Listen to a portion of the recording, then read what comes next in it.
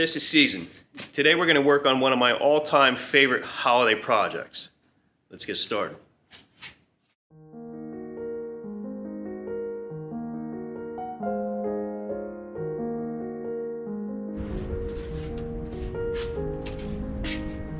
During the holiday season, I like to create a lot of handmade ornaments from leather and wood.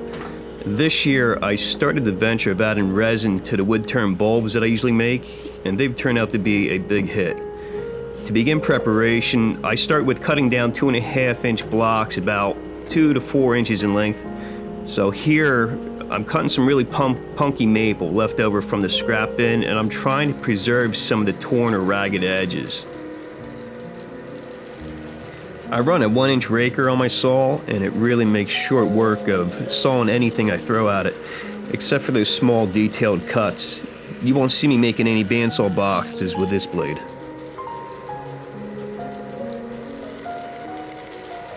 By squaring off on a 45, I'm able to take advantage of the rougher natural edge needed for my blanks.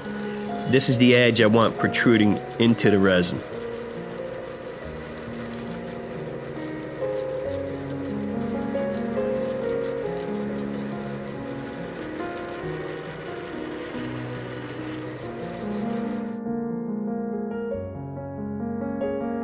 Here I begin building the molds to hold the resin and wood. Since I'm out of plexiglass and corrugated plastic, I've been using a waterproof foam board that's been left over from other projects.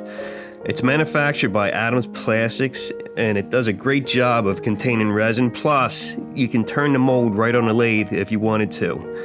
But I prefer to remove the material simply because I like checking out how the resin has set.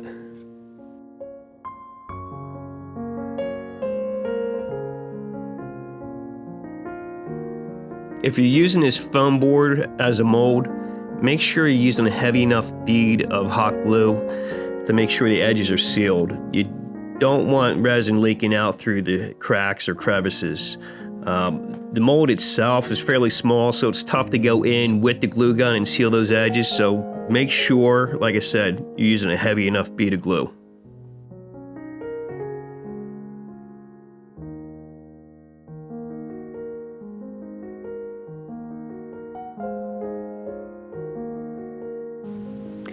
Like a lot of other turners, I'm using Total Boat Epoxy resin for the casting. I've had great success with this resin as it presents minimal chip out when turning compared to others that I've tested. For colors, I've recently been using NicPro Pigment with AlumniDust. Both also work great for my projects.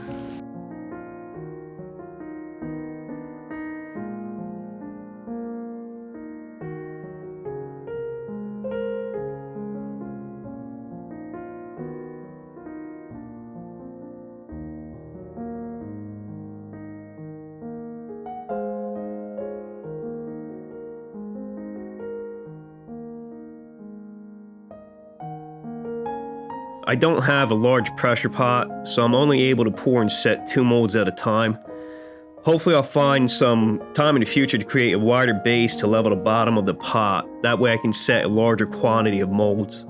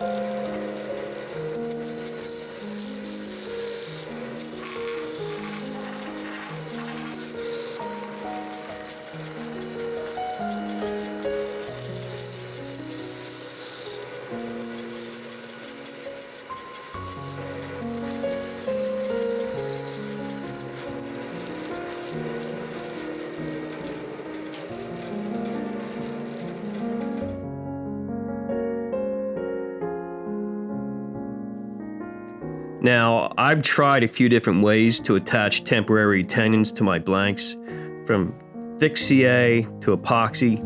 None seem to hold as well as hot glue.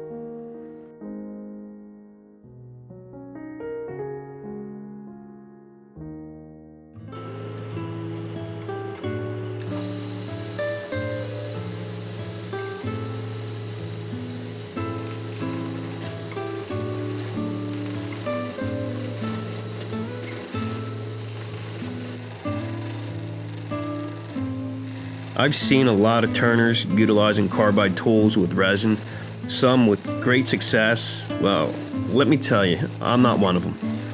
I find carbide to be too aggressive on small pieces like this, often chipping or fracturing the resin. It's for this reason you'll see me using a 1/4-inch bowl gouge for about 90% of the work on this project.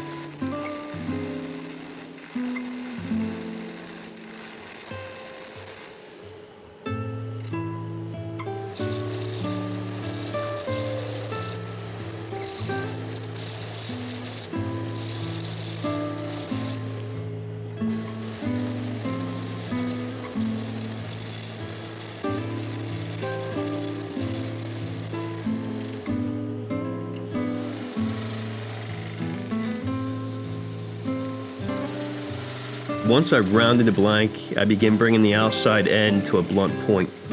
If you follow along, you'll see the gouge start to throw some seriously long, thin ribbons of resin.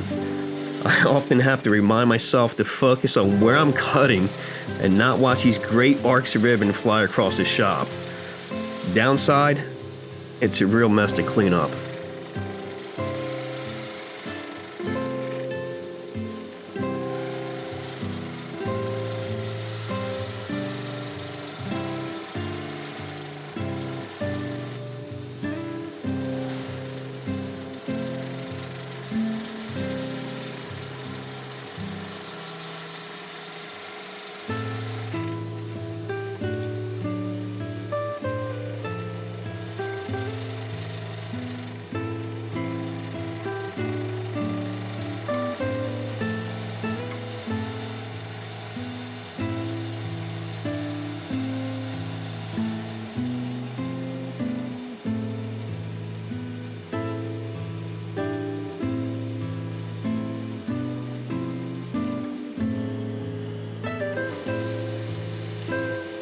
Here you can see I have a bit of chatter left over from my cut, so I'm just performing a little side scraping to clean it up. I think it's caused by the blank flexing due to not being supported on the end, because I've tried different types of cuts and gouges, but end up with the same outcome.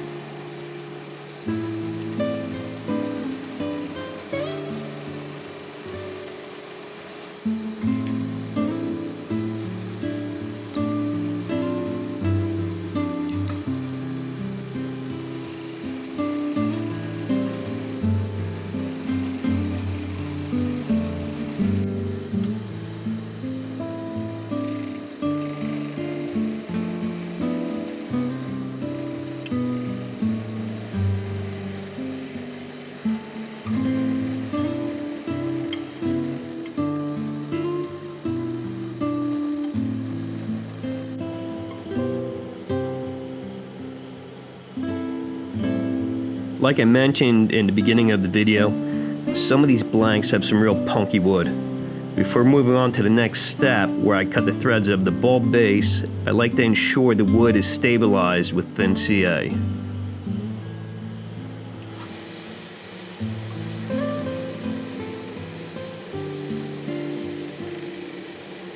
Instead of using a small spindle gouge to cut the threads, I like to use a 3mm bead cutting chisel.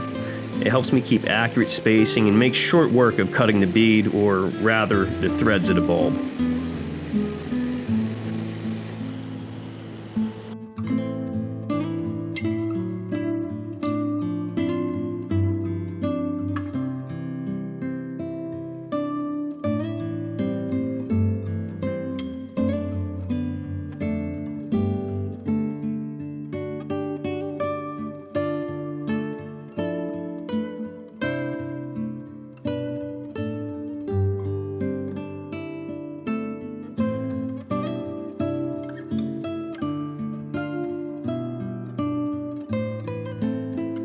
Once I've hit the bowl with 320 and 600 grit paper, I wet sand through 1,000 to 2,500 grit. I know some of you are probably wondering why I'm using simple green over water. Well, at the time I didn't have water on hand, and I have to admit I kind of like the smell of simple green.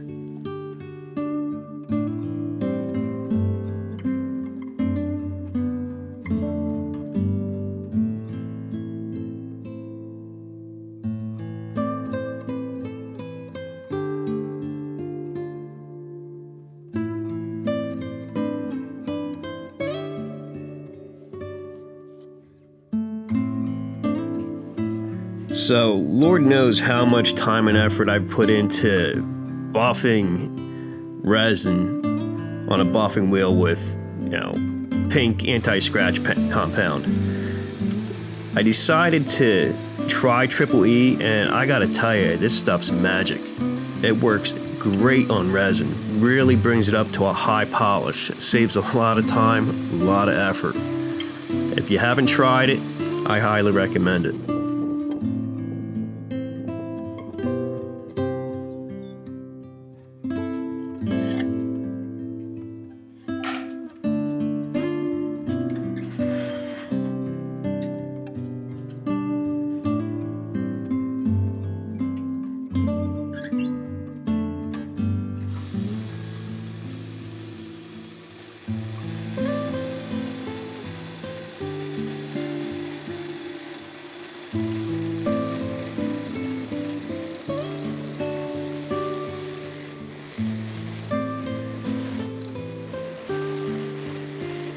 Well, if you made it this far into the video, then please hit that subscribe button now, like the video, and leave a comment.